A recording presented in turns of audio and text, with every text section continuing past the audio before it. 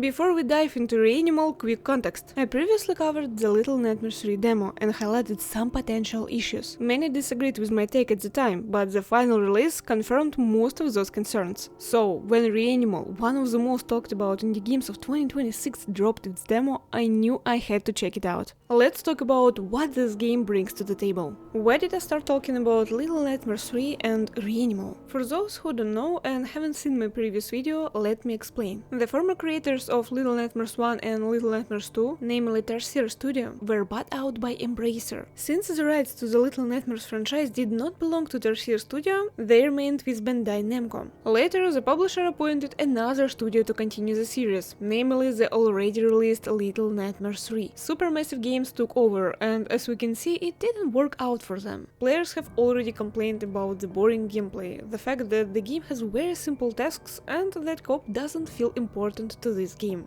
As a result, players didn't get what they were advertised, and I understand them very well. As for the studio that made the original two parts of Little Nightmares, they're creating a new game using the same formula as Little Nightmares, but with new universe and new for them co-op mechanics, namely Reanimal. Let's take a look at this demo and see if it's as good as the reviews on Steam say. Similar to the Little Nightmares 3 demo, we were provided with a portion of the beginning of the game, a 20-minute introduction to the story. In it, we are introduced to two characters who, according to the Steam description, are siblings who have set out to find their friends. I want to note that the game has voice acting, which is very unusual to hear as I've already gotten used to their silent heroes from previous games. Right away you can see one of the first signs that the studio has decided to develop its ideas further and that their budget has clearly increased. As I understand it, there won't be much dialogue in the game, but it's great that there is some, even if it's not a lot. The characters immediately take on their own personalities. The main characters sail in a small boat past rocks and mines that block the passage to a sinister place. At this point you can pay attention to the graphics, which clearly surpass those of its predecessors and look very fresh and beautiful. One of the factors contributing to such pleasant and realistic graphics is the game engine, namely Unreal Engine. Overall, throughout the entire game, I encountered a large number of stutters after each location. I think this can be blamed more on the engine than on the optimization of the game. And to be completely honest with you, I don't have the right hardware for modern games, so I relied more on the comments of my partner, who had 3070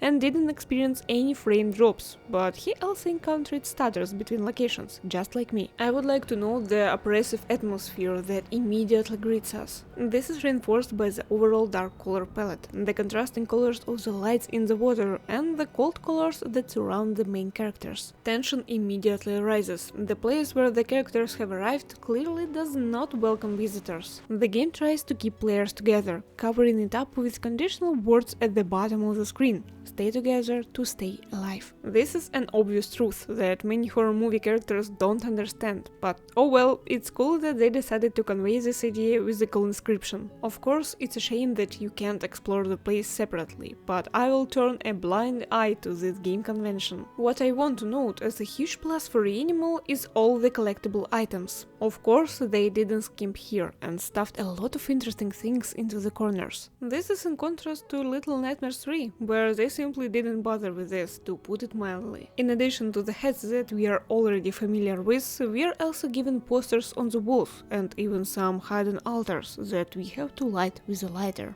And what I really want to note is that after such moments, I really want to continue exploring the location, to see what they're filled with, to look around every corner and search for new clues and hints about what is happening. Who would have known that looking into the passageway on the train would lead us to a wooden coffin in which, if we open it, we would find the ghost of a child resembling our friend whom we are desperately searching for. It was unclear, but very interesting. And this is what really immerses you in the game setting. You begin to emphasize with the world, its structure, and try to understand it and how it works. From the concept art and other promotions for Reanimal, we can already see at least 3 friends besides the main characters. I found information about them on the official website, and the names of these friends are Hood, Bucket, and Bandage. Quite fitting for their appearance, isn't it? In the demo we only saw one of them, namely Hood. It will be interesting to see where we will meet the other 2 children. I want to praise the moment when you can feel your your surroundings. I can pick up a brick or any tin can lying on the floor, carry it in my hands and put it whatever I want. I can climb on tables and walls and sit on chairs. It even looks incredibly cinematic. For example, we ran around one room for a long time and took turns sitting on the same chair. Why not? It looked very creepy and we didn't want to leave. I was pleased that your actions change the environment, and there's always an element of surprise that keeps you on edge until the very end. For example, leather monsters, let's call them that. They just hang and lie on the floor and seem like just a creepy decoration of the environment. But in a moment, everything changes and they start crawling out of every nook and cranny and eating our heroes. And then, on the train, we meet them again.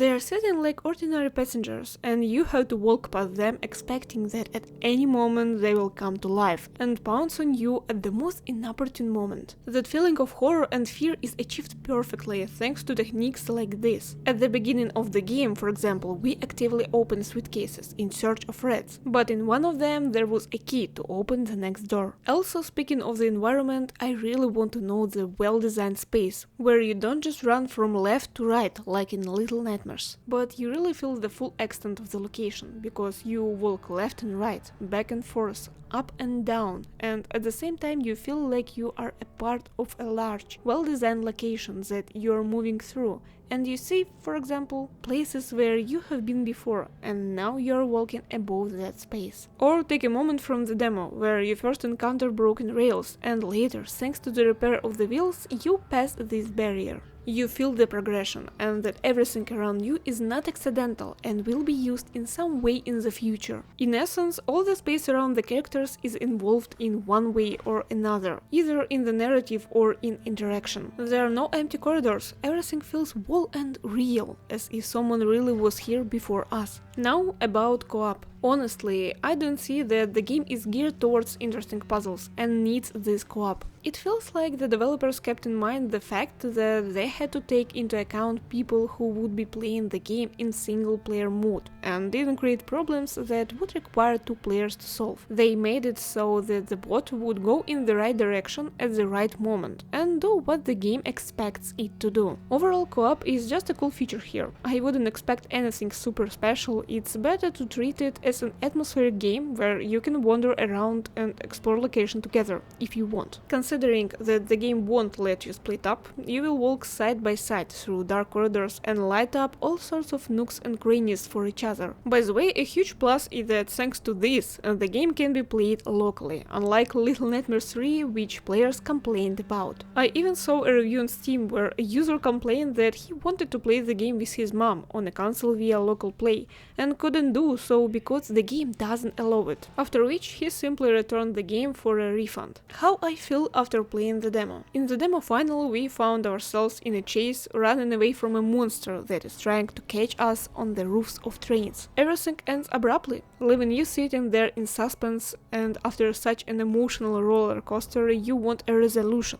You want more. You want to play a little longer and explore the world. It feels like you haven't had enough. You want to see what lies ahead. That's the feeling a demo should leave you with. That's what Little Nightmares 3 demo should have been, but it wasn't. After such an immersion in the game's universe, I didn't want to leave it. What a creepy and mysterious world they managed to create, and you can feel that the level of disgust is growing in this game. It's not scary that something will jump out at you, but it's disgusting to be in these locations. Just take the moment when a man climbs into the womb of a lying corpse. I felt uncomfortable myself from this scene. The Little Nightmares 3 demo didn't leave such a feeling behind. There was no tension of horror, well, they couldn't achieve it, alas. This toy doll didn't even come close to evoking such a feeling. They didn't grasp the main essence of Little Nightmares, and as a result the game felt empty. On top of that, they hid the ending behind DLCs that you have to pay extra for, in addition for the $40 you already paid for 5 hours of gameplay. I consider this to be a complete lack of respect for the players. Overall, I can describe the Reanimal demo in one word: waiting. It will be interesting to see what the guys release in the end, whether the game will be as good and dark as its demo. I really want to see those dark images from the trailer about the pig and the ram. The game has a lot of potential to grow, and I expect it to reach its full potential upon release. Everything looks and suggests that the game is promising. Overall, I see that people are eagerly awaiting this game and adding it to their wishlists. Over 1 million ads on Steam is no joke. Horror is expected to be released in early 2026 on PC, PS5, Xbox Series and Nintendo Switch 2. The game should support local and online co-op, as well as crossplay between all platforms. Let me know if you would like to play the full version of the game and if you will be following the news about it. Thank you for listening, and I wish you only the best releases. Bye for now.